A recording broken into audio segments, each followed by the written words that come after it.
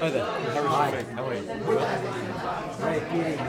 You know, in Hebrew there is when you come up like that, have you brought something for you too? Would you like to I can easily get Oh, great, thank you. I assume that was your cup, that's why. Ah, no. Oh, it's not. I'm okay. I had my coffee. Thanks. So just ignore this. Just present over there, right? So you can look at your PowerPoint here, obviously, but you don't have to speak to anyone here. So I'm gonna start this. But this pointer is working. Sorry. So Yeah, I'm gonna share it now. okay, share it, please. Where is the thing that? Okay, let's just a minute. Let me. You Just a click- minute. Okay, this one. This is it. Oh, you start from the bottom? No. Go up, down, and just. Okay, so I won't click play then. Yeah. All right, cool. But Let me that just- works. sorry. I can show. They see that, Yeah, yeah. they see everything. It's right there. I'm just gonna stop really quickly. So how much do you want me to? How much time do you want me to talk? 20 minutes. 40, you have 40. You have the full session, so you have 45 minutes. So 40, yeah, you have a whole 90-minute session. So you can do like 45-minute presenting, and the rest of the time for Q&A. Okay. Yeah? So you have equal time for Q&A. If you go a little bit over an hour presentation, 30 minutes is fine. But usually 45 works great. Yes, sure. Okay? All right. Oh,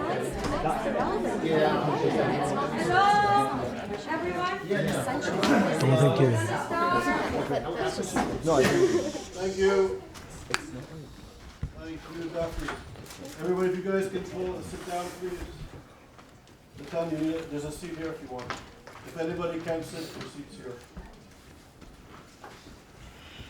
And it's important that people please come to the table. Chloe, if you want, I think the new house rules are if you're around the table, you can speak. If you're outside the table,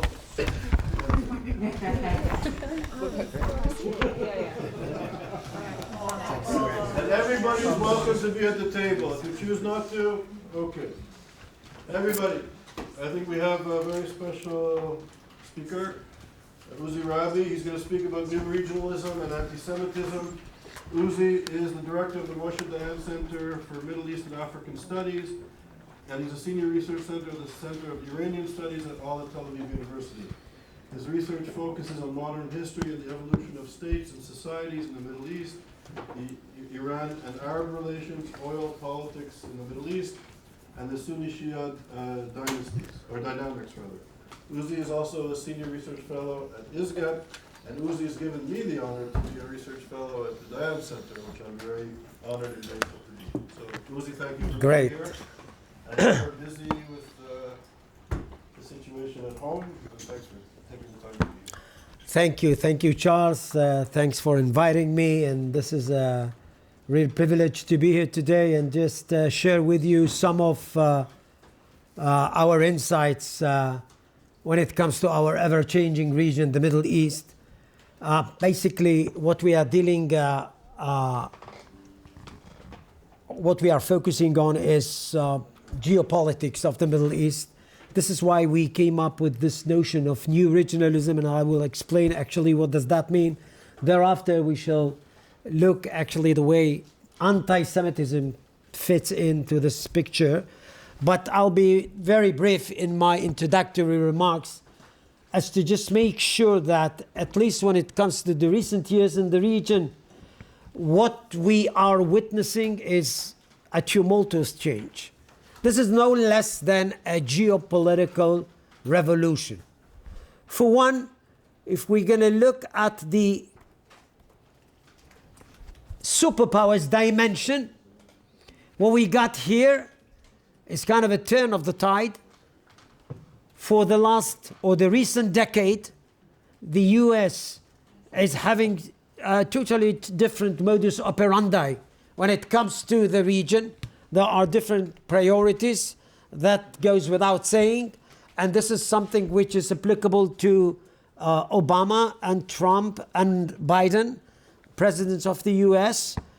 Basically, what we had seen in the recent decade is the coming to the fore of the Russians, and the Russians are well located in the eastern flank of the Mediterranean, in the port cities, Syrian port cities of Latakia and Tartus. And of course, the Chinese.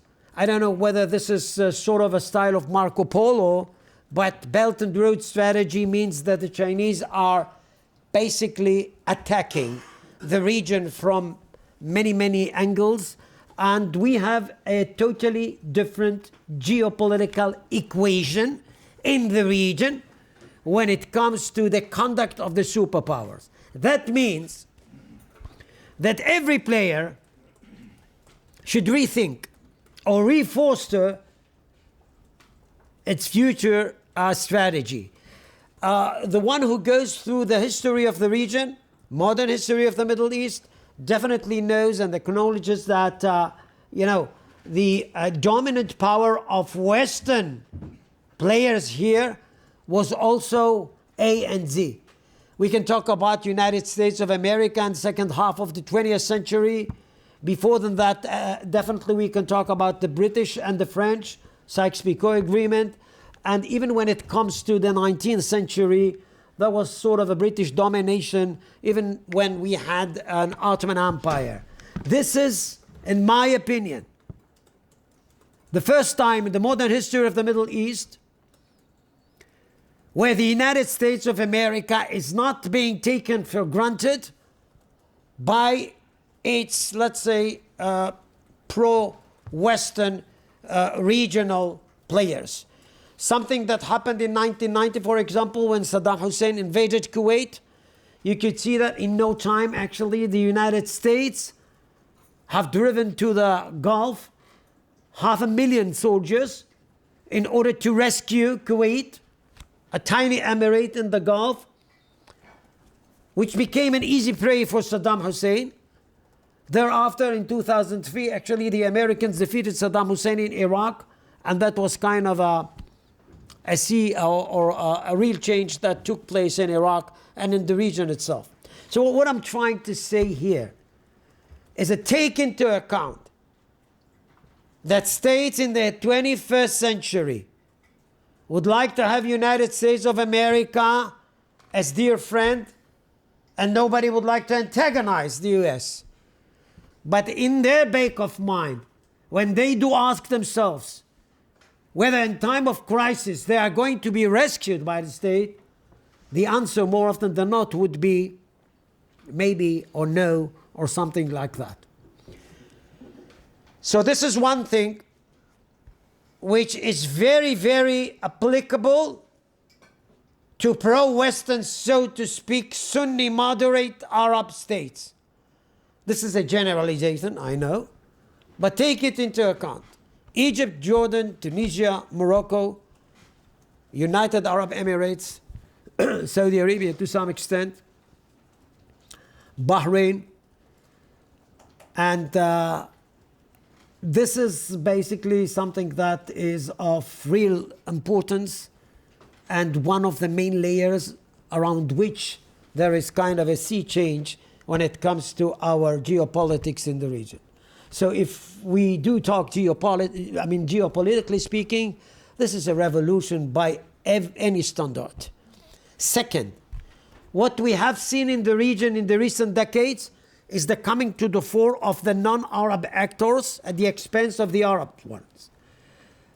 We don't have time to delve into too many details about that, but it goes without saying that Egypt was for years actually the rising star of the Arab fold.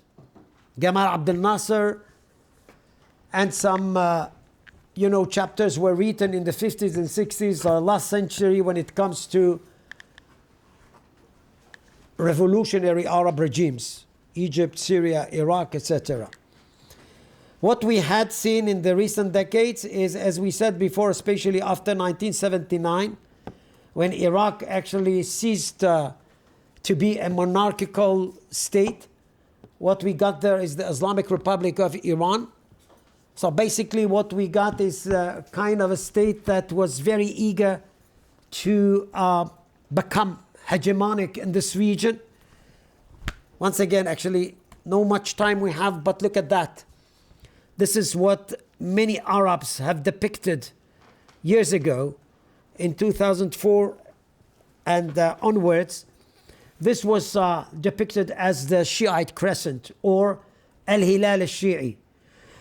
What this actually notion means to express, this is something that replaces the Fertile Crescent, historically speaking. And basically this is kind of a continuum being stretched from the head of the Gulf. And once again, here I won't say Persian Gulf, because this would be very sensitive for Arabs residing that part.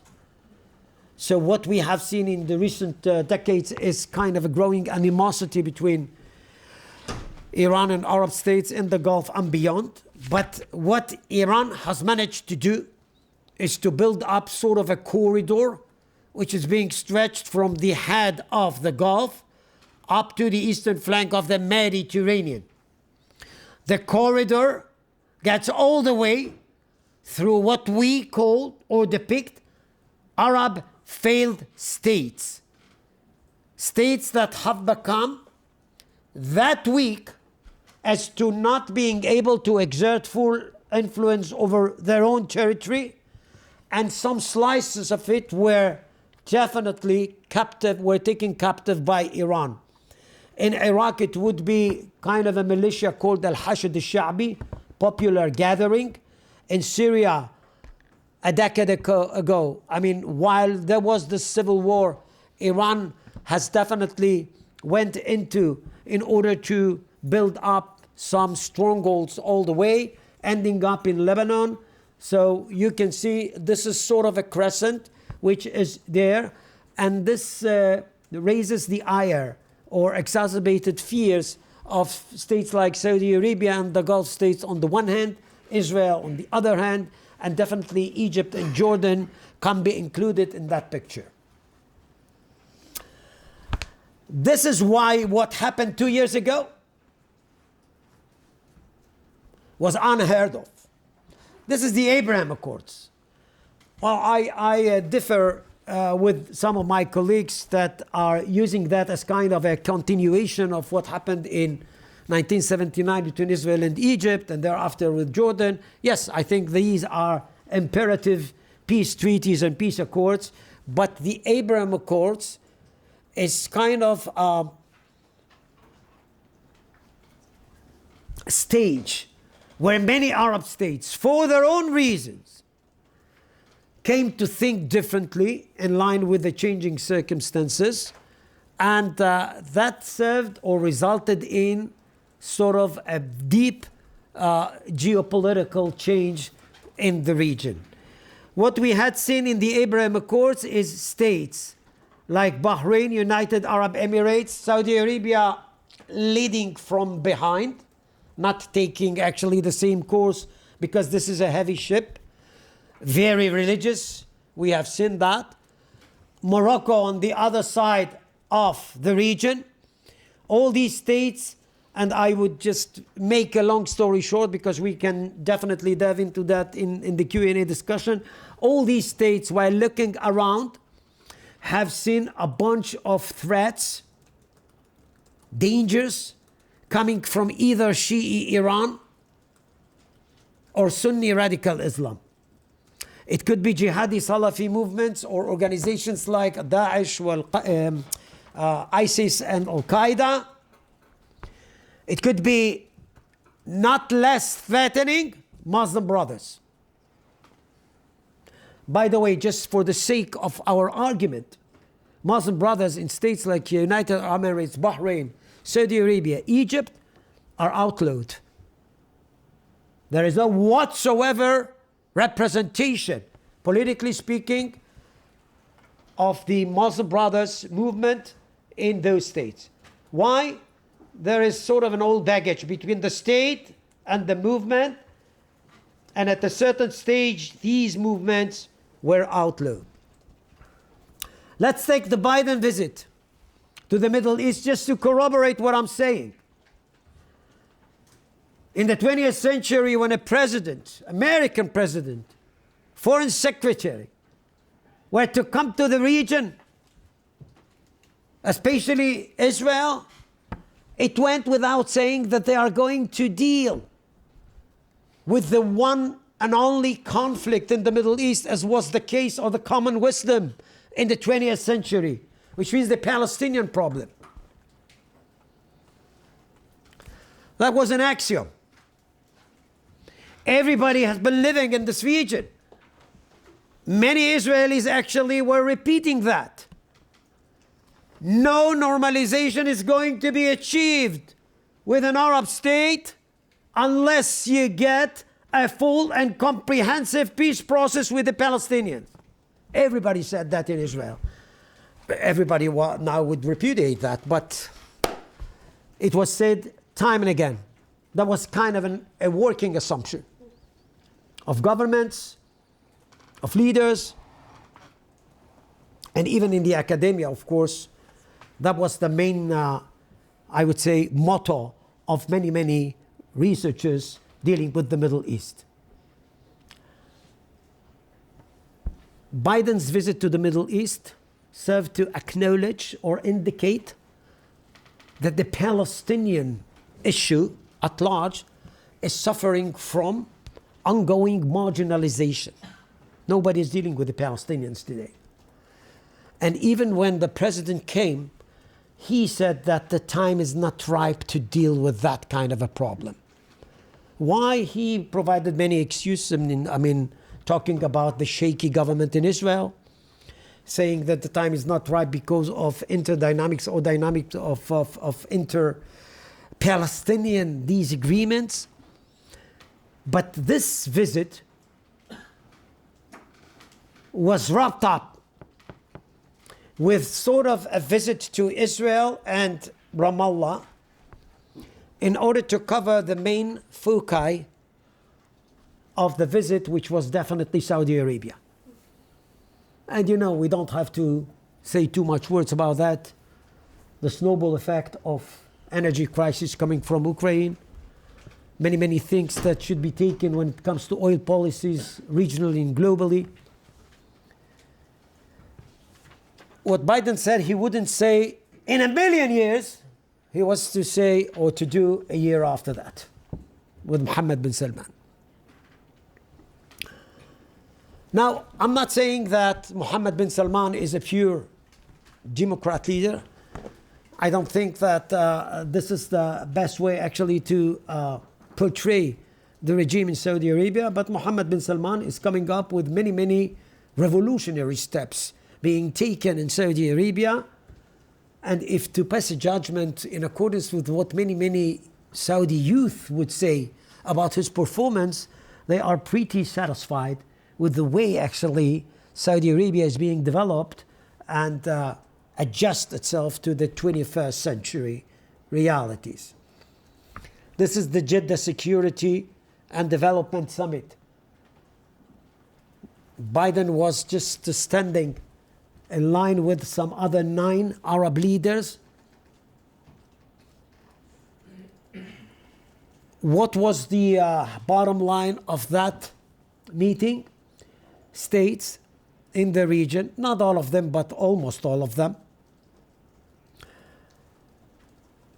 feeling sort of a sense of insecurity, asking themselves so many things that, or so many questions that should be addressed in line of the changing circumstances. And each one of them is becoming a little bit more proactive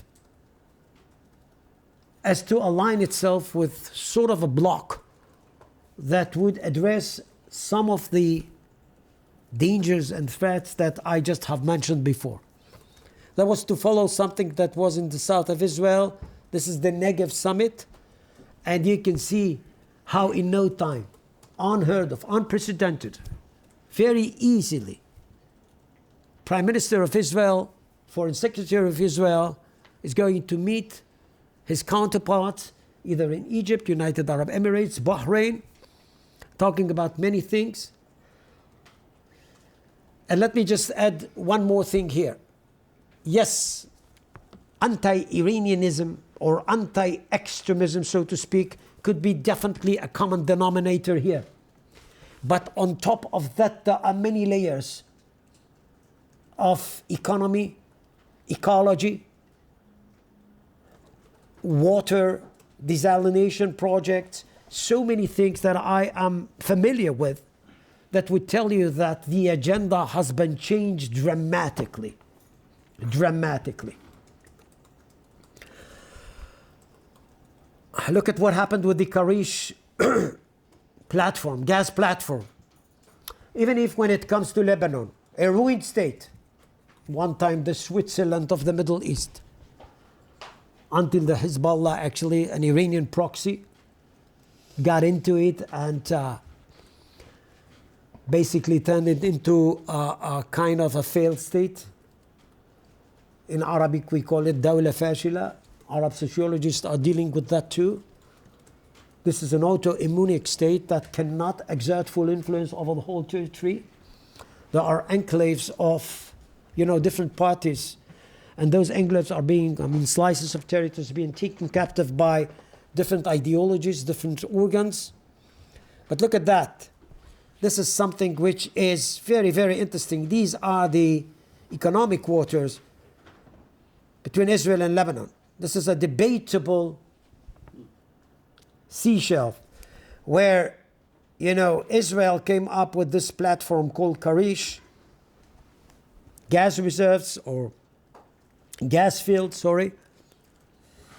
And Lebanon was rising to the occasion, especially Hezbollah, which is the shield of Lebanon, to say that the Karish field is crossing the line of the Israeli-Lebanese maritime border. That was not true. But here you go. This is Qana. Qana is a Lebanese gas field. Israelis and Lebanese sit together, and this is the 23rd line, which is going actually to set sort of a compromise between Israel and Lebanon. Hezbollah, who disliked this idea actually years ago, is forced to agree because of the dire economic conditions of the state of Lebanon. Well, this is kind of a blessed move. It's not only set kind of a boundary between Israel and an Arab state, which serves to turn Israel into a much more legitimate state in the region, but this is also kind of a source of revenue that could definitely be brought to the Lebanese bank in order to create something which is totally different than we had before. Let's wait and see. This is the East Med. I won't delve into too many details, but what we have managed to do in recent years in the Mediterranean is to turn it into kind of an ongoing pipeline, gas pipeline. Cyprus, Italy, Greece, Syria, Lebanon, Egypt, Gaza, North Africa, all these Mediterranean states, all of them could come together in this pipeline, and this would be an extension of the Middle East.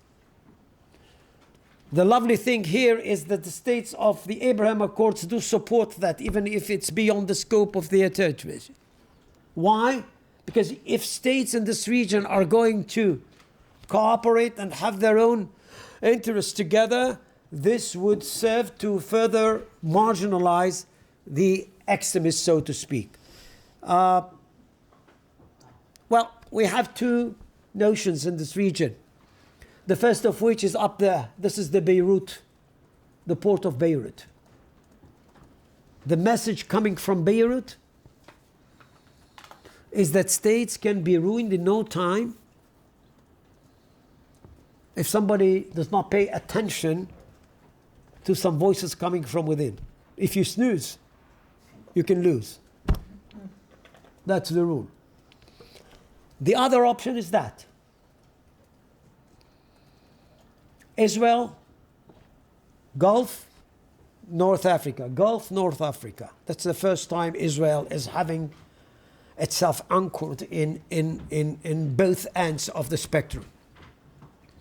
Now, let me just tell you how this whole thing fits into what we do think or speak when it comes to the geopolitical fold of the Middle East is this al-iqlimiyya al-jadida, which means new regionalism. Now you have many routes to use, many actions to be taken when it comes to your understanding of the other, his interest, his back of mind, his needs, his abilities. So our laboratory is just trying to map them out, creating kind of a link between my ability and his needs and or her needs and vice versa. This way we are bringing in many new dimensions to the geopolitical picture. And I dare say that this is definitely, partially, it's a dream comes true. I wouldn't believe in that. What I would like to show you is not the flip side, but to corroborate that by what this seminar is dealing with. I'm writing a book on the United Arab Emirates. Thanks God it is nearing completion. But I've been to their curricula. I've been to the public discourse here and there. I spent quite a time there in Bahrain. Let's talk about this federation. The 7 Emirate Federation, you know Abu Dhabi and Dubai. I'm not sure that you are familiar with the other 5. I'm not talking you, Rabbi Abadi, but I know that, Abu Dhabi and Dubai are the most well known. This state has come up in recent years with some declarations, deeds, and references that are definitely unheard of, unprecedented when it comes to the Arab states. Every Arab state. Let's start with 2016. I don't want to waste too much time on that. But this is Wizarat al-Tasamuh, Ministry of Tolerance, that was established. And the creation of so many programs which are related to that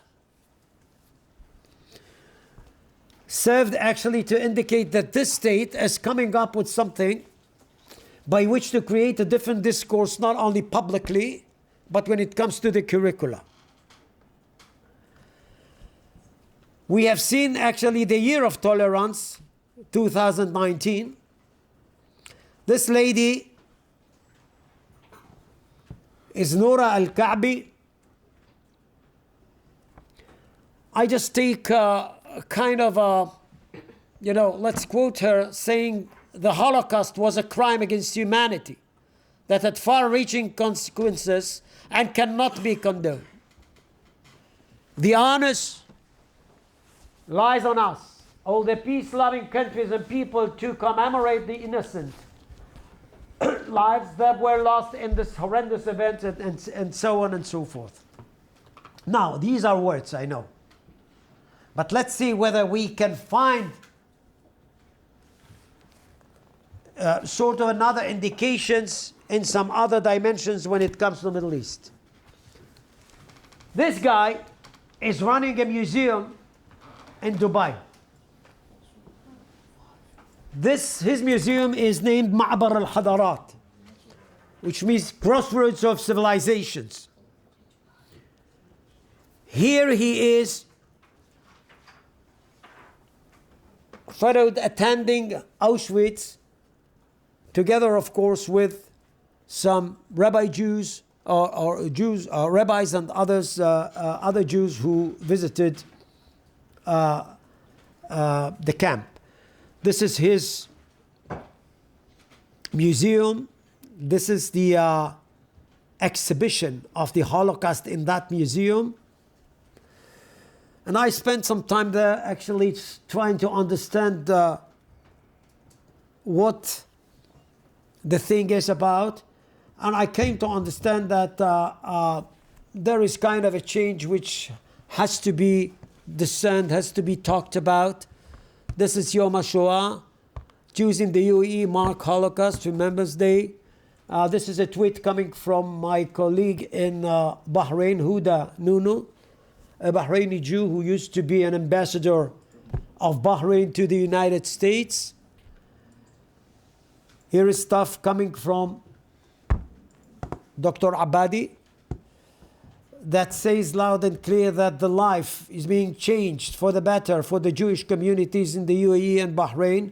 Not that before than that they suffered, but there is a real change because there is opening up of many, many routes that we hadn't been able actually to understand. In Tel Aviv University, what we have managed to inaugurate several years ago is the program which speaks about Jews of Arab lands, something that is yet to be dealt with in Israel itself. I myself actually a descendant of Jews who for 2,000 years actually were the residents of Babylon. They were forced to leave Iraq in 1951. By all means and standards, they are refugees. The number comes to 800,000 to 1 million. So I'm not saying that we are going actually to have a pre-quo or something like a barter exchange thing, but this should be taken in order to better understand the Israeli fabric. I know that you are going to have presentations on that, and this is very, very important. Well, I'm writing this book about the UAE, and the thing that I was amazed by is to go through the curricula. We have done that in several Arab states. This is definitely the most interesting. Just a minute.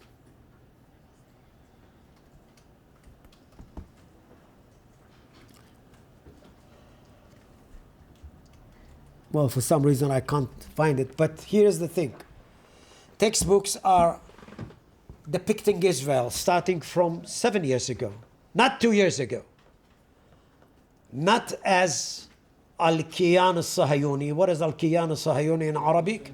This is the Zionist entity. This is the way actually Israel is being depicted by Arab states. This is Israel here. Holocaust is becoming an issue that you can talk about. And the notion of respecting the otherness of the other is being felt in the street, in the textbooks. And even if somebody would say that this is something that is being orchestrated from above, which is true, and the architect is Mohammed bin Zayed, it is being infiltrated down there. Now we have 1.5 million Emiratis, citizens of the state, 10 million people there. But at all echelons, at all levels of society, you can find sort of a different attitude when it comes to Israel, to the whole notion of the Middle East, and to some other simple questions that are being addressed in a different way. Who is my enemy? Who should be I afraid of? Should I be afraid of? Israel is not there. Not in Morocco. Not in the Emirates. Not in Bahrain. Well, in Saudi Arabia, it's yet to be seen because this is a very, very complicated case study. But even there is kind of an ongoing cooperation beneath the radar on so many levels. Definitely not Morocco. This brings us to say, in kind of a very prudent manner, that in some quarters of the Arab Middle East, discourse is taking quite a different, let's say, course. There's sort of a turn. Once again, we have to be very, very prudent and cautious as to not end up the story with sort of a ideal picture. But it is definitely something that was hardly imagined actually by people at all levels, I would say 15 or 20 years ago. the notion also comes to the Palestinians. The Palestinian issue, at least when it comes to the UN and Bahrain, it's not the main thing by which to solve out the whole problems of the Middle East. Nobody says that this issue should not be tackled, should not be dealt with. Nobody says that. But this is not anymore the A to Z. And when this is not anymore the A to Z, there are many, many angles through which to further develop many other developments. And this is exactly what we have in the academia, culture. You know, I won't say people to people, but it is there. You know, if I can teach a course on the United Arab Emirates in Tel Aviv University, and in the midst of the course, Israeli students can listen, talk, and speak by Zoom to their counterparts in the UAE. And thereafter, in the second term, we all actually are moving to the UAE to have kind of a visit there and study. Well, this is different. I think that this notion is becoming so widespread that many, many Israelis, while coming back from the UAE, and even Bahrain and Morocco, are witnessing kind of a treatment, I'll speak on behalf of them, which is not typical to an Arab and Islamic state. Yes, we have that in Egypt at times and Jordan. But you know, there you feel in the air something which is different. Many Israelis would term or depict the peace treaty with Israel a cold peace. This is something else. For Israel, this is a blessed move because Israel is being normalized by these states. Israel has become part and parcel of the geopolitics of the region. Israel is cooperating in so many levels and themes with these states as to create something which is definitely new. Now, I won't come with numbers and other things, but believe me, just to listen carefully to what happened between the UAE and Israel in 2021 in terms of the volume of trade, in terms of the academic encounters. You can take all these dozens of years between Israel and the Arab world, it won't exceed the amount of what happened between Israel and the UAE in 2021. If that was to be left only on the geopolitical level, I wouldn't talk about it. But I can definitely attest to the notion of anti-Semitism, the fight against extremism, and I said actually Muslim brothers and every religious extremist ideology is being actually viewed as something that has to do with the national security, not less than that. In that state, you would find synagogues, mosques, also Shiite mosques. You would find Buddhist actually shrines. Basically, you have a plethora of communities that can be found there. I don't know where is that. Oh, this is the Abrahamic Center. Look at that, okay? UAE textbooks teach tolerance. I mean, this is something that's taken from the 5th grade. It says basically that, you know, we do not talk about Zionists. We do not talk about anti-Semitism. We do not hail anti-Semitism. We should stay away from extremism. And there is kind of an ongoing education according to which many youth in this state are being educated in a different way in order to create or to foster a different future for the state and the region. Slums Al Jazeera for anti-Semitism. Let's take even this controversial guy, Yusuf al-Qaradawi. This guy is being said to praise Hitler, describe the Holocaust as a divine punishment and call on Allah to take this oppressive Jewish Zionist band of people and kill them and so on and so forth.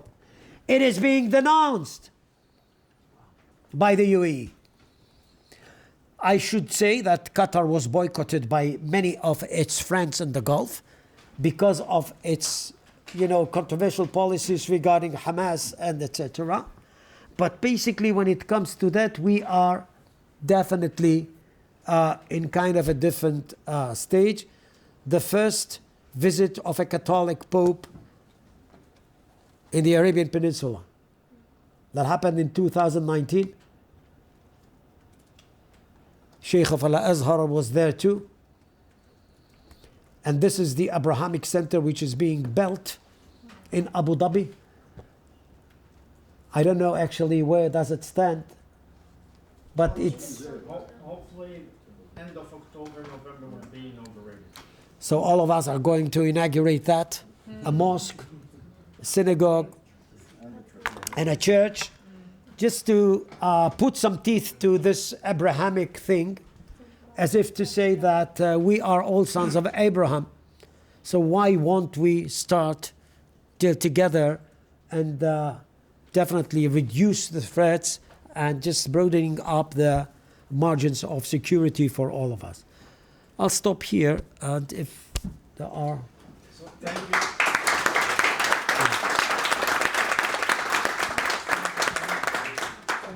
I'm just going to say, if you don't mind, before anybody asks, Dr. Rabi, thank you very much for your presentation. He has not exaggerated a bit.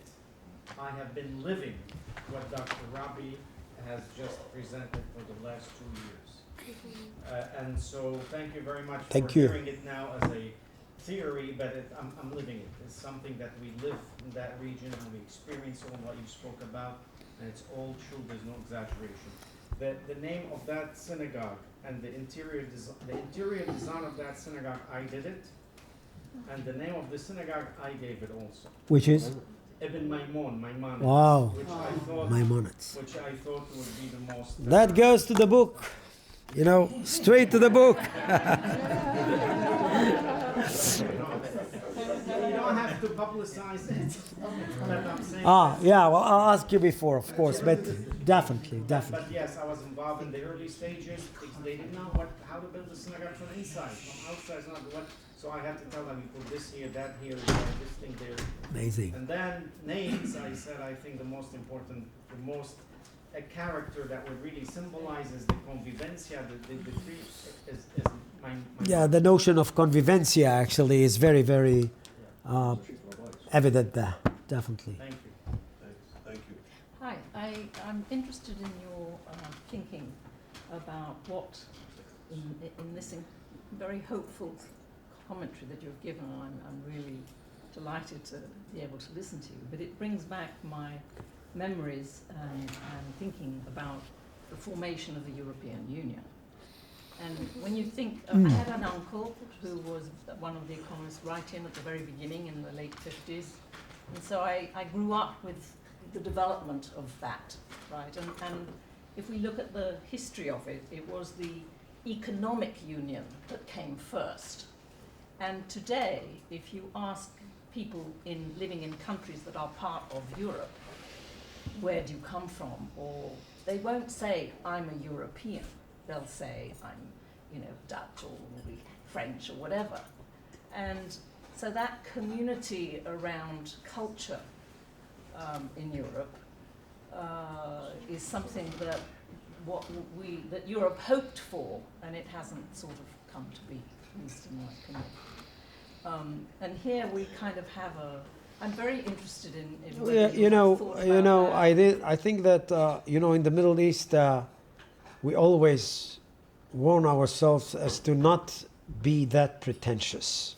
We are not shaping cultures. We are not dealing with that. This is a convergence of interests. Right.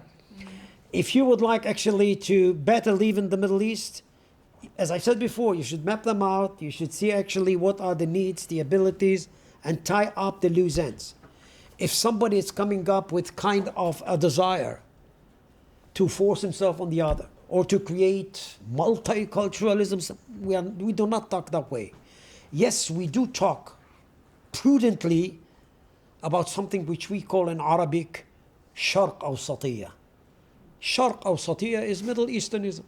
The simple fact that you are a member in the Middle East must have sort of a meaning that can come to fruition and be effective. The second thing is Mediterraneanism. We do talk to many states in the Mediterranean because we think that this is part and parcel of the Israeli ethos. I don't want to delve to Israel, but you know, Israel was also from the beginning was supposed to be a melting pot. Well, the pot is yet to be melted. We have so many problems here that, you know, I don't think that we should just, stick to what we are, think of how we are dealing with the cultures. What I think is that there are many, many states that are cooperating together under the notion of win-win. Yeah, I mean, I Stuff. didn't mean to imply in any way that this was a way to go. I'm just saying it's interesting, right? Because the development of it at the time was, especially after the end of the war, it was such a huge thing. I know. Right. So But in the Middle East, we are very, very frightened as to not, I mean, each one of us actually say to himself, hold your horses. We don't want to be there. And I always actually, paraphrasing over a book that was left by an Arab poet, citizen of Israel, named Emil Habibi. He wrote a book called Al-Mutafa'il, which means actually, I'm not optimistic, I'm not pessimistic, I am optimistic. This is something that he came up with, and he passed away, of course, in 1996. But he left kind of a heritage by which to be happy, even with partial achievement, and not, you know, to go and skyrocketing with all these notions that we had here. We did see what the Americans did in the region. We have seen just now how this whole thing actually is being concluded in Afghanistan and Iraq. So if we are going to be clever, very wise, respecting the other, creating sort of, I would name it simplistically, win and win kind of a linkage, I think that we are doing the right thing for everybody in this region. It seems. Thank Yep, step by step. Thank you so much, Professor Rabi. It's always a pleasure to listen to you. I have a question.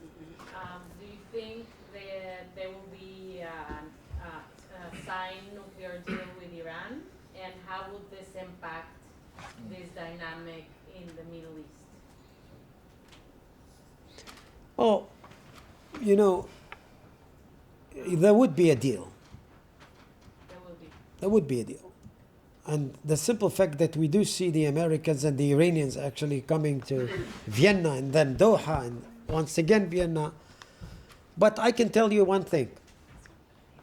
This would be something which is of grave mistake.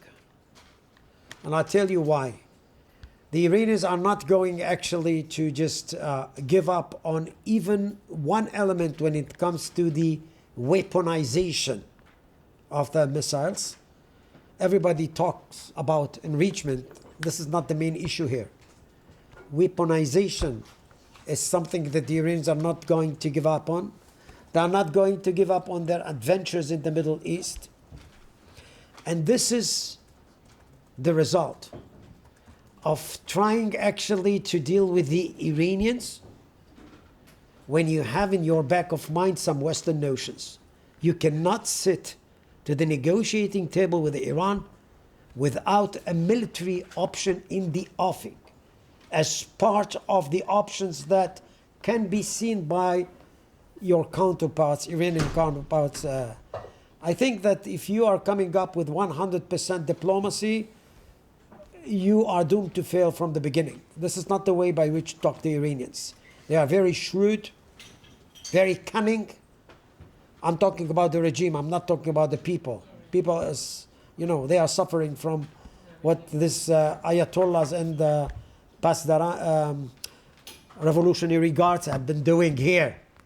But this is an ugly combination, very cruel, of what we call in Talmudic Saifa and Safra, which is the sword and the book. Ayatollahs are bringing in the book, Shiism, and revolutionary guards are coming up with their swords. Look at what they did in the whole Middle East. This is part and parcel of neglection and indifference of many, many states in the free world regarding Iran. Now this is a very sensitive issue. This is it. This is why many states in the region, including Israel, calling upon themselves or trying actually to just come up with kind of a realignment by which, as I said before, to limit the margins of threat and to create kind of a, body mechanism. By the way, we should not call it NATO. We should not actually talk highly about this Arab-Israeli thing because it could raise the ire of extremists. But beneath the radar, there is kind of a mechanism which is being built up in order to cope in times of crisis with that kind of a threat. And this is a threat, definitely. I tell you just one thing, in Farsi, those guys actually have been saying time and again, especially when Ahmadinejad was the president, Israel bayad mahshavad, which means Israel should be destructed in no time. Demolished, in no time, or disappeared in no time. Show me another state in the whole globe that would take such notions unnoticed. This is what happened actually, and I think that the world was very, very silent when it should have been very, very noisy when it comes to such declarations coming from Tehran. These guys actually, by the way, I don't know if you have kind of a presentation on that, but they turned anti-Semitism into industry.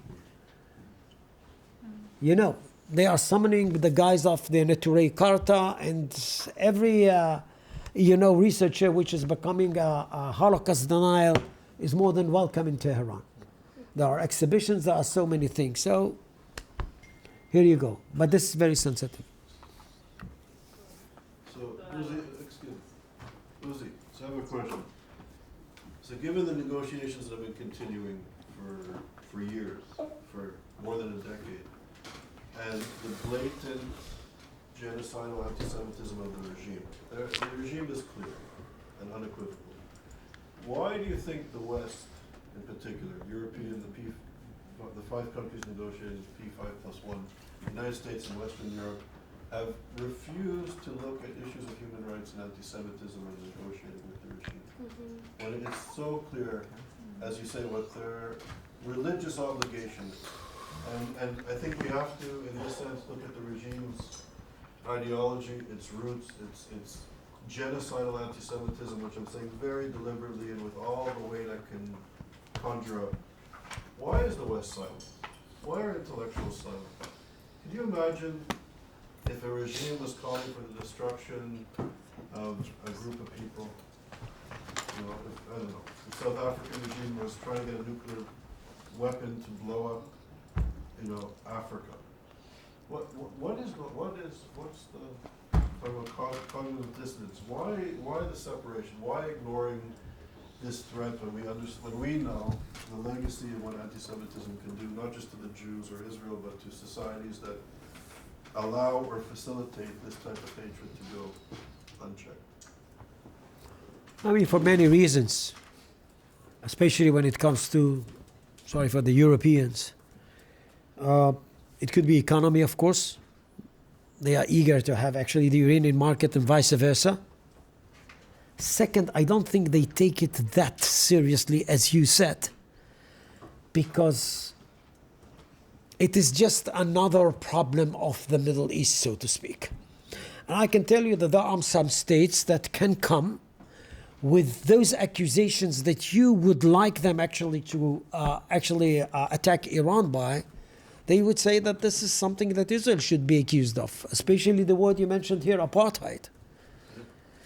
And it has to do with, academic circles, It has to do with education. It has to do with many, many things that we do see there.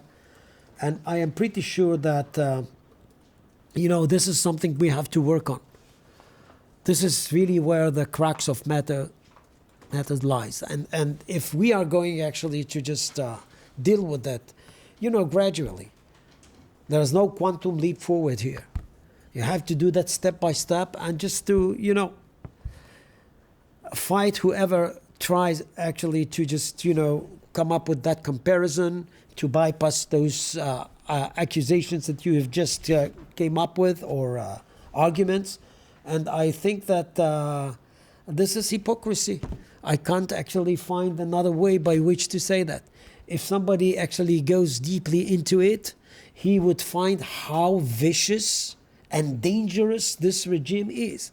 The simple fact that they are still there, doing whatever they think, and getting kind of a feeling that they are to get the upper hand because of Ukraine, because of Taiwan.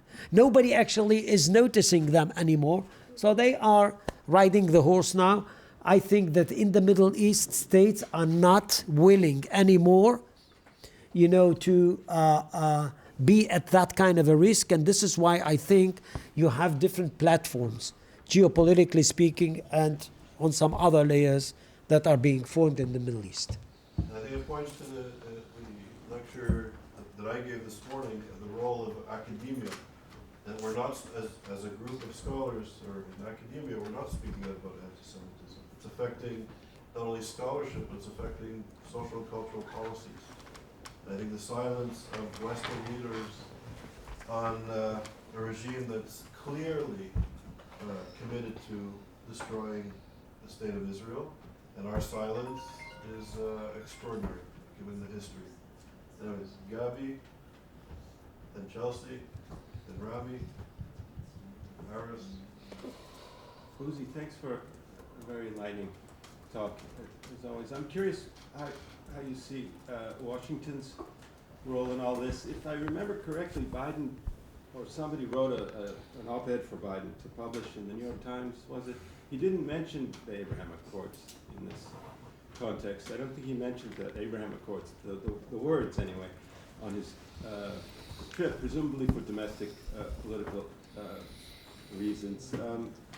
Does it matter what's going on in Washington in terms of American domestic politics? Who's in charge there for these things as they go forward? Who deserves credit or blame among our competing political factions in America? Does it make a difference? Credit for Abraham Accords? Yeah, for any role that Washington plays.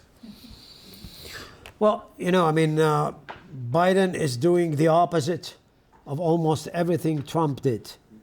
And this is very typical to the new incumbent, so to speak. But there is one thing, there is a continuation between Trump and Biden, and this is the Abraham Accords. This is kind of a very, very, I think, precious development.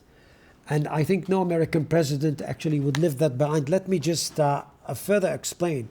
If America would like to support from behind and not to cut back to boots on the ground in the Middle East, this is exactly what she should invest in, or what they should invest in. The Abraham Accords is also offers sort of a platform by which states are being realigned by themselves.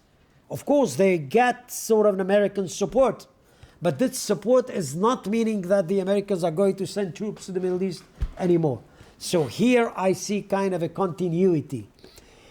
I think that who deserves more than anybody else the credit for it's not an American guy, not an Israeli guy, with all respect, and they should be credited, Jared Kushner and Trump, Netanyahu, of course. But I would definitely focus on Mohammed bin Zayed. This guy is very shrewd, very clever. He got it actually 7 years ago. He understood while looking actually at the surroundings that you have either Iran or those lunatics in Syria, Daesh, and Al-Qaeda. They had, as I said before, kind of a bad experience with Muslim brothers from within.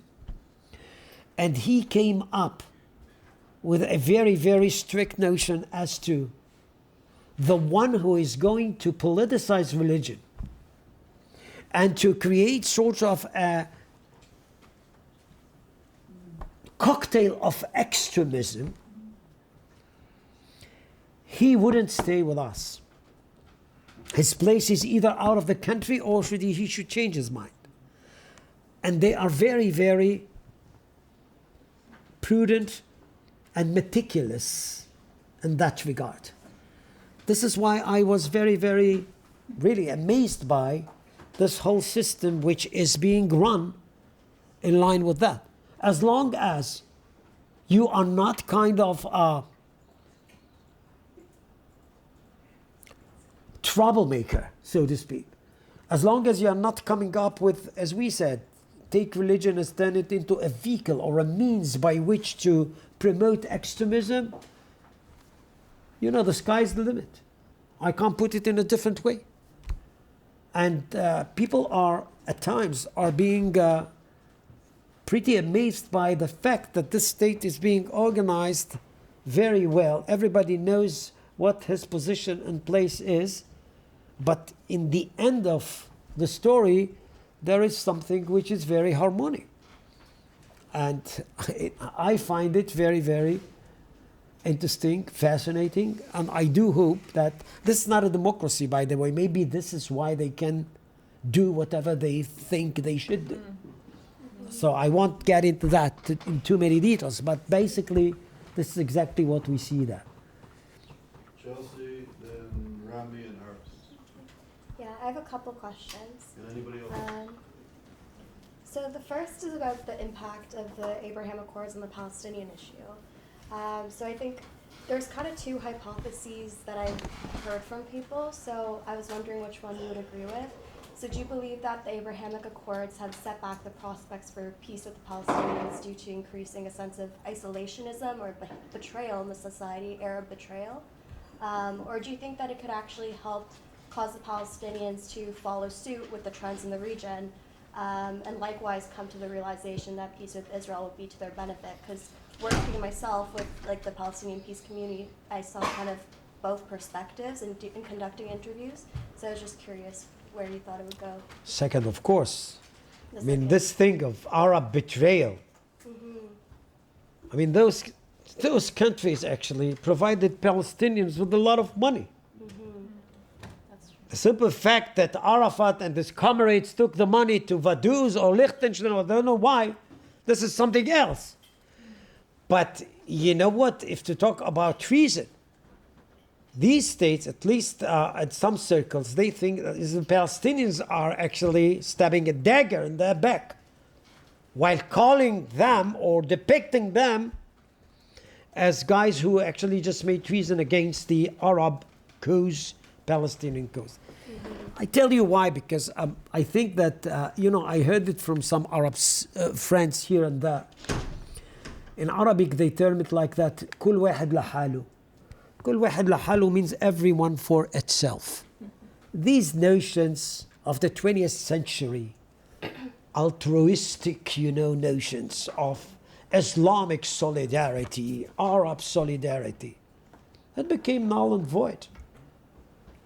States are dedicated to their own interest, particular national interest.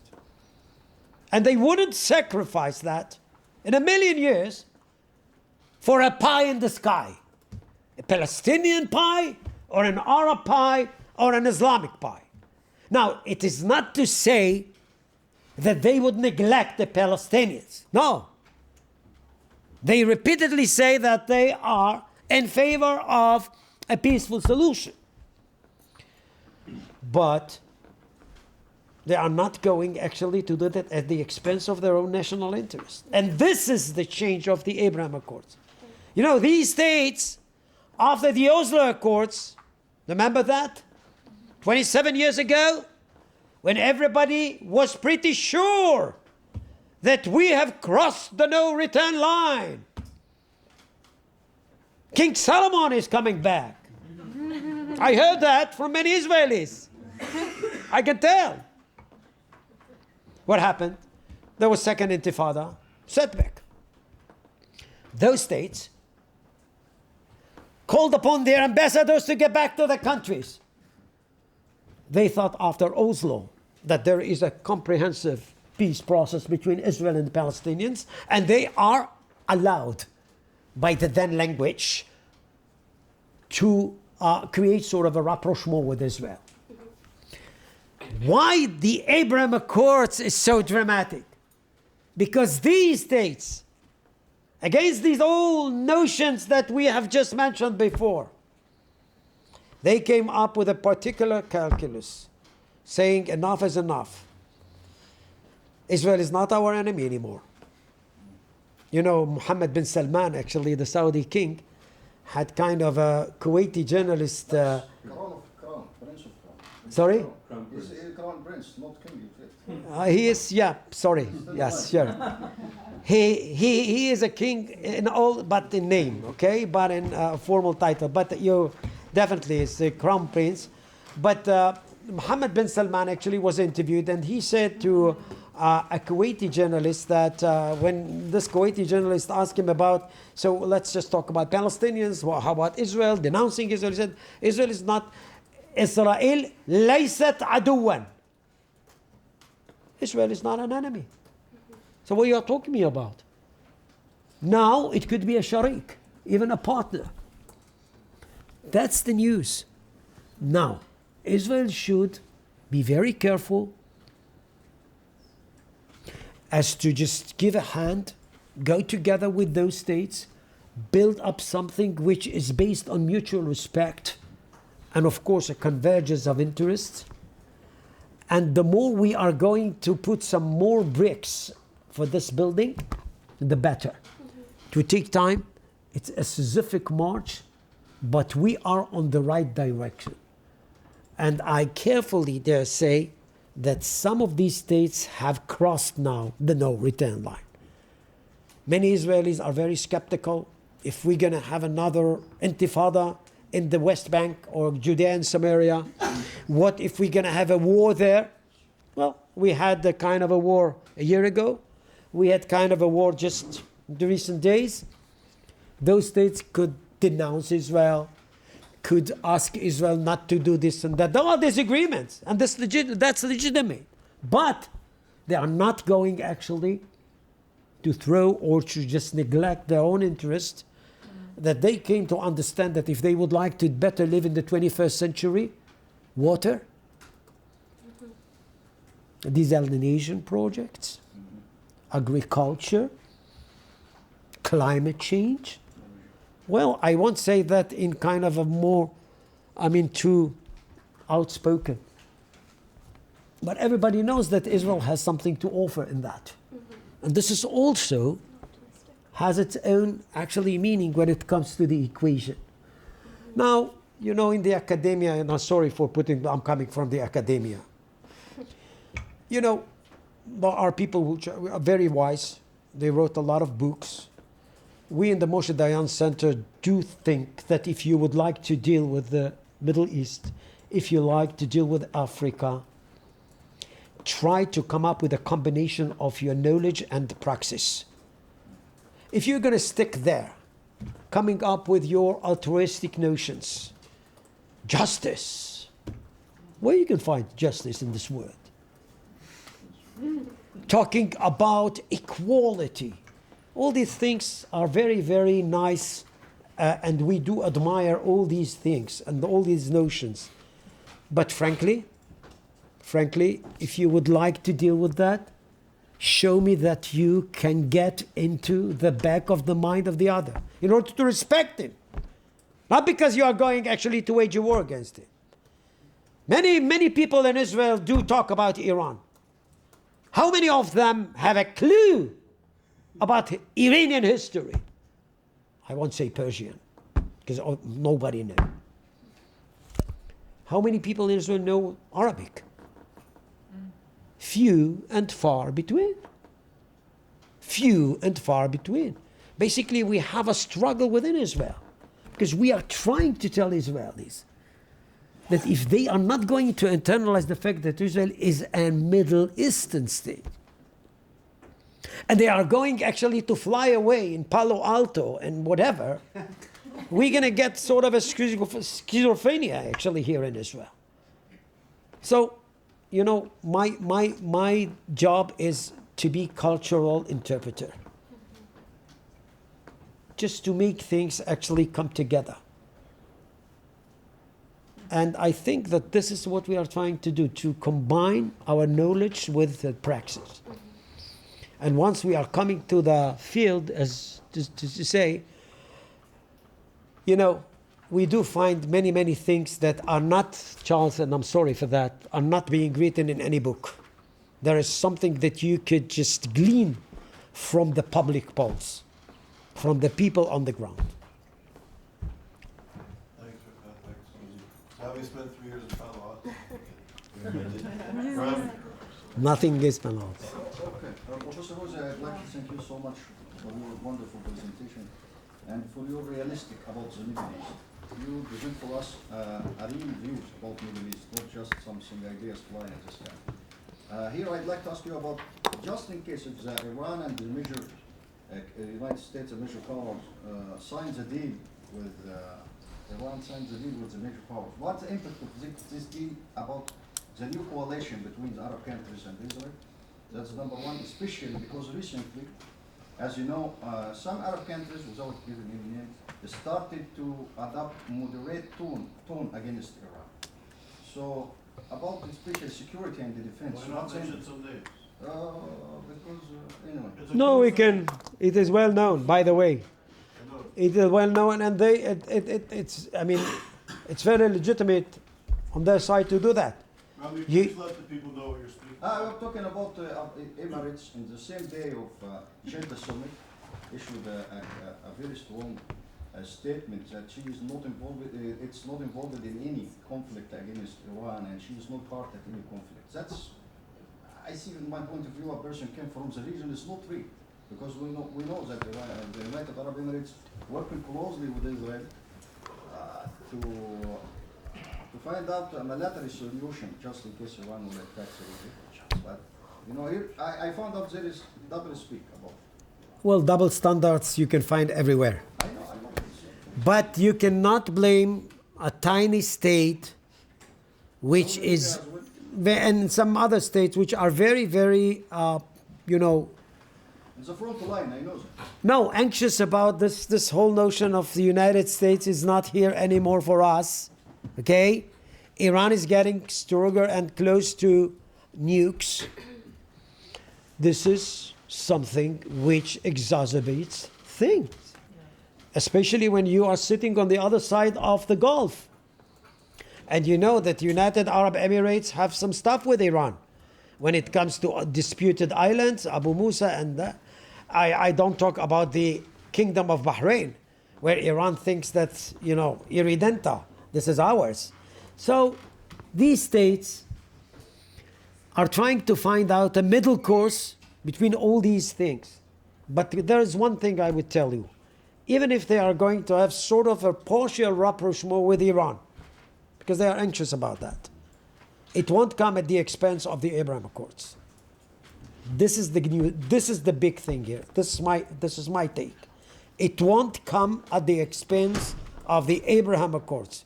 We have managed to do together so many things in so short time span. This is unbelievable. And I think that many Arab states are not going actually to put it to the test to get back to the status quo ante, because there are many, many advantages that have managed to be benefited by in those 2 recent years. So with the passage of the time, I do think that this would be bolstered. And in any case, if this is a rapprochement with Iran because they haven't got any other option, I won't hold it against them. This is something that is repeatedly being said in Israel. And we have to explain that these states have their own calculus.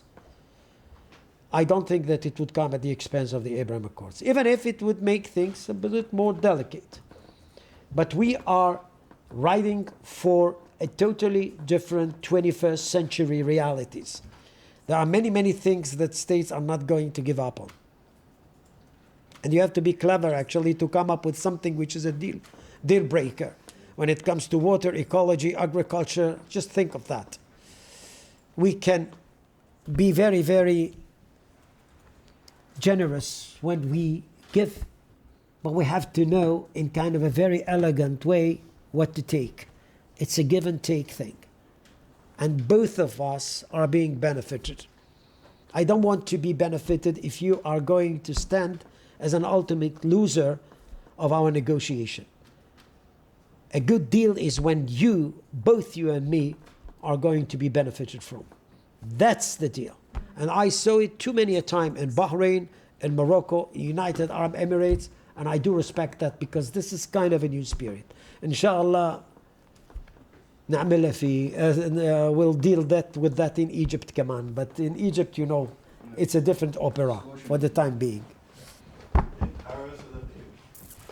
Thank you. It's a wonderful presentation, and also for your candid comments afterwards. Thank you. Very enlightening. I never saw I'd see a deal like this in my lifetime.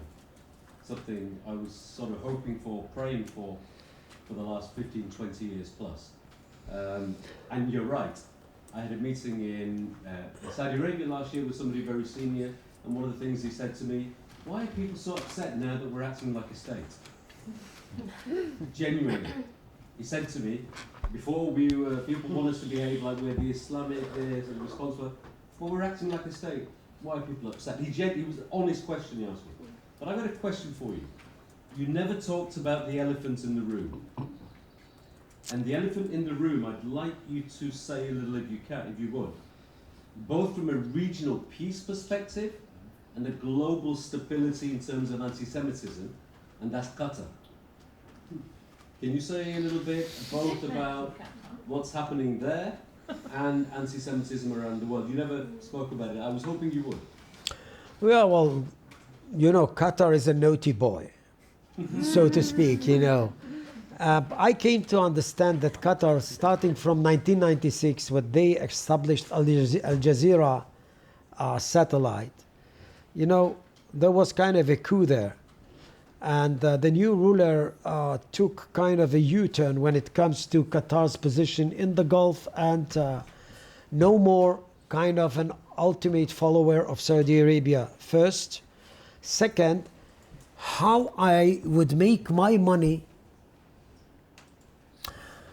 or by using in a positive or in kind of a way, how should I use my money in order to be turned into kind of a player which is going to be very, very highly considered in the region and beyond. This is the issue. So look at Al Jazeera. This is genius what they did there.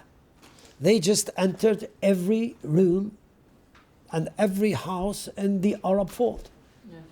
You know, even in Israel, when you sit and look at the TVs of 20% of the population in Israel are Palestinians, Arab citizens of Israel. When it comes to localities, when we talk about problems from within, they are going to carefully listen to the Israeli radio and TV. When it comes to the outer region, it's Al Jazeera. Now it's also Arabia and others, but I have to tell you that Qataris were getting sort of a means by which to become very influential. Of course, you can be influential by hosting a Mondial in November. And many said that the Qataris just yesterday said to the belligerents here, Israel, Gazans, Islamic Jihad and others, guys, bring sort of a lull because we don't need that mess up before November. That is, I can rule out the possibility they act like that. Paris Saint-Germain. All these, extravagantic thing.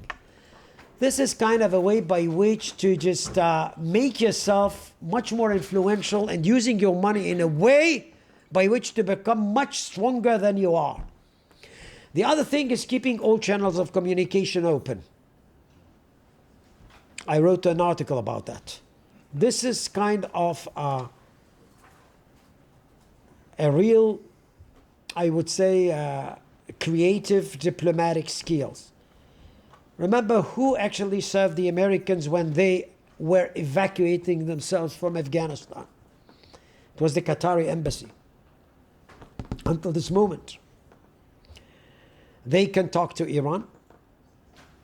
They are hosting, you know, every pariah. There is an MP,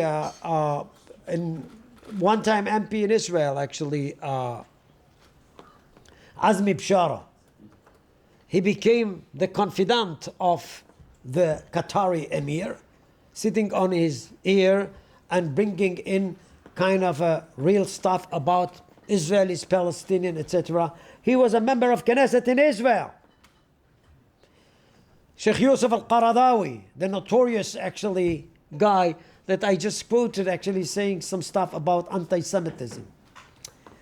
The more controversial you are, the better. Hamas leaders. Hamas leaders, of course.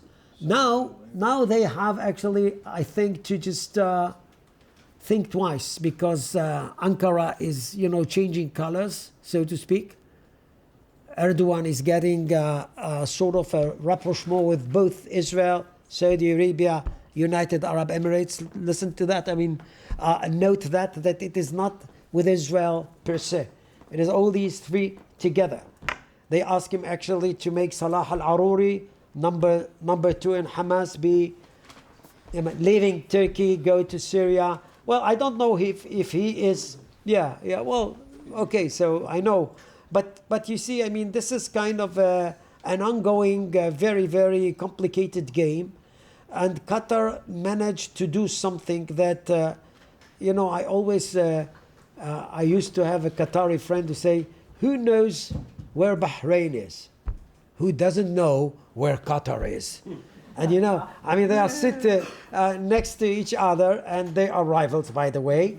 But this is kind of an indication to how I make myself very, very influential. I can definitely be at, you know, regional, international forum, and they were saying, and this is what they managed to do. Well, we'll have to wait and see, because now it has become very complicated for them too. But they are keeping all these maneuvers and coming up with, you know, kind of a very, very, in a very articulated way and very, you know, sophisticated way. They building up kind of a policy that is very unique for the Emirate of Qatar. Did you say anything about anti-Semitism in Qatar? Well, I mean, they are not at the place where you find the United Arab Emirates and Bahrain, because it goes with the territory. If you are being or becoming sort of a controversial, you know, player, and you have, you know, you have links with Taliban in Afghanistan, Muslim Brothers, you have kind of a bunch of pariahs in your own state. Well, I mean, your political correctness might sound in a different, you know, tone, and I think that there you can have a bunch of this stuff when it comes to Al Jazeera, when it comes to some sermons being actually preached in the mosques, and this is, you know, part of the package when it comes to Qatar, because this is part and parcel of the policy that they are trying to come up with.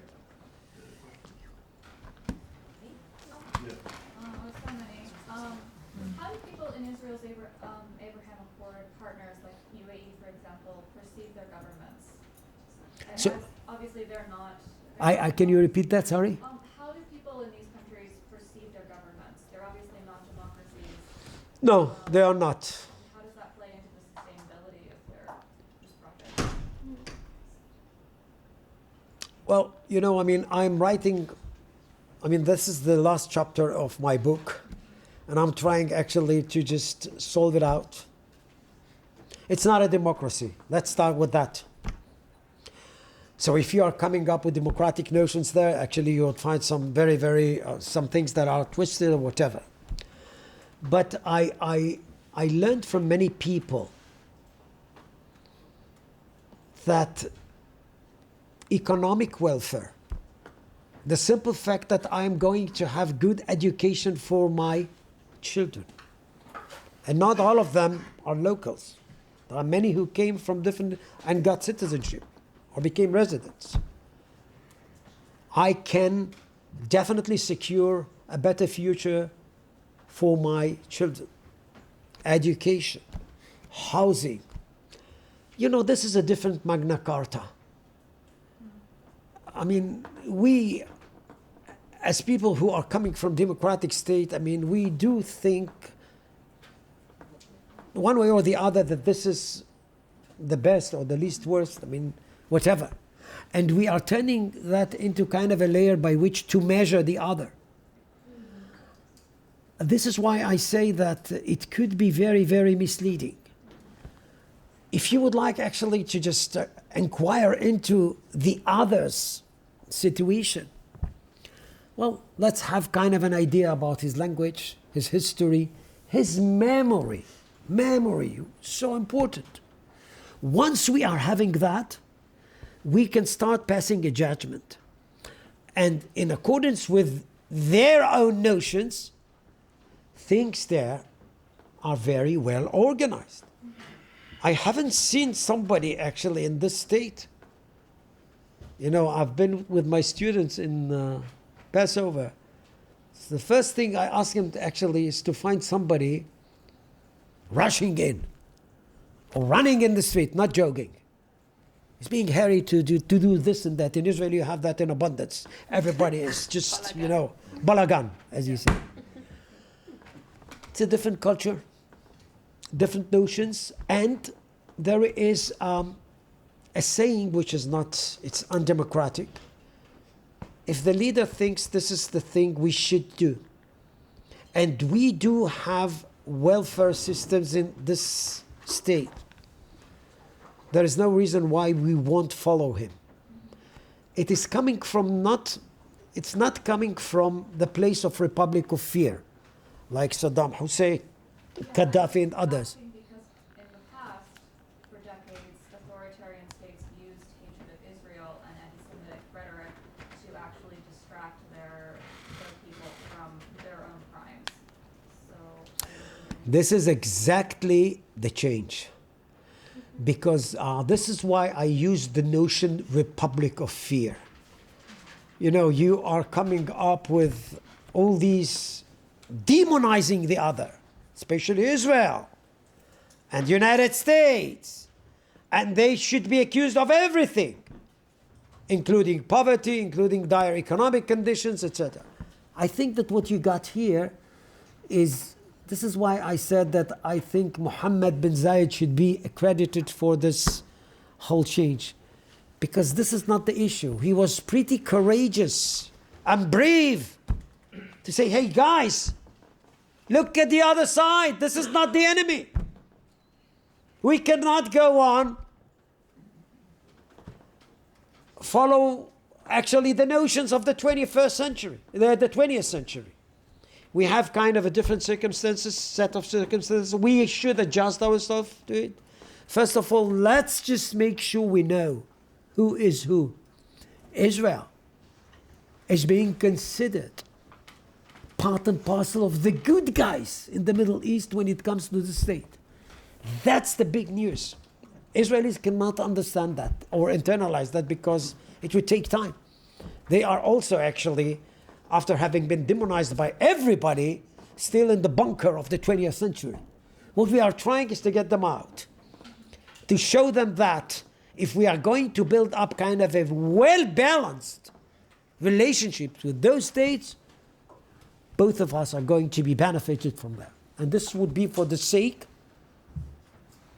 of, and this is what I like in this country. You know, I didn't see an Arab ruler sitting in that kind of a thing with youth, Emiratis, girls, and young people, he and she, looking at their eyes and saying this thing. You, in a million years, wouldn't have heard that in an Arab state. guys, you are better than us. This is why our future is going to be brighter than our present. This is not a thing an Arab autocrat would come with. Never. Let alone speaking to these youth and look at their eyes. This is unprecedented. And I dare say, while looking at this, that here is the change. We are talking about, al-ajyal, future generations. And, we are very friendly relations. We have friendly relations with the Emirati embassy in Israel. We have friends in Abu Dhabi and Dubai. We do many academic ventures. I've been trying in Tel Aviv University for 40 years to bring in a delegation from Egypt, Rami. Sa'ad-ad-Din Ibrahim was there. You know who Sa'ad-ad-Din Ibrahim is? He's an Egyptian sociologist that was haunted by the Egyptian regime. And you know what he got when we invited him to the university? It's not only threats coming from Egypt. Palestinian Israelis were accusing him on grounds of doing tatbi'a. Tatbi'a is normalization with Israel. How come that you came to Israel? Don't you think that you have just normalized Israel? These guys, in my opinion, are the guys of the 20th century.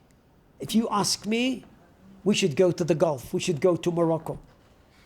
We should go, I hope, to Egypt and Jordan soon. We should build up together things that are unprecedented and at all levels. This by itself would leave a promise, a hope for next generations. And the more hope we have, the more promise we have, this, kind of vicious, vitriolic merchandise of anti-Semitism, I hope, is going to be reduced. At least this is something that... On this amazing and positive note, Lucy, thank you for being here and thanks for the amazing presentation. Thanks a lot. Thank you. I know that Harris and I concur, but we had also a very positive experience very recently, so we'll speak about it. So, Al-Junaid, do you want to say any housekeeping for Daphne? We have just sent everybody an email with very important information, so please take a look. I'll just sum it up really quickly. We sent you the updated breakout groups, so you can now find it. If you have any questions or any issues, anything, just come to this table. We have the information here to confirm with you guys. We have sent you feedback forms. So the feedback forms are really important to us, and please complete them. They're completely anonymous. You can be as honest as you'd like. Basically, we'll be sending it at the end of every day, and it's a very simple rating system. It won't take you more than 5 minutes, but it really helps us improve the summer to make sure everything's going okay. And if you have anything to say that you want to necessarily say it to my face, you can say it on the board. And then we also sent you information about the sign-up presentations later tonight. They'll be held in this room. You have the Google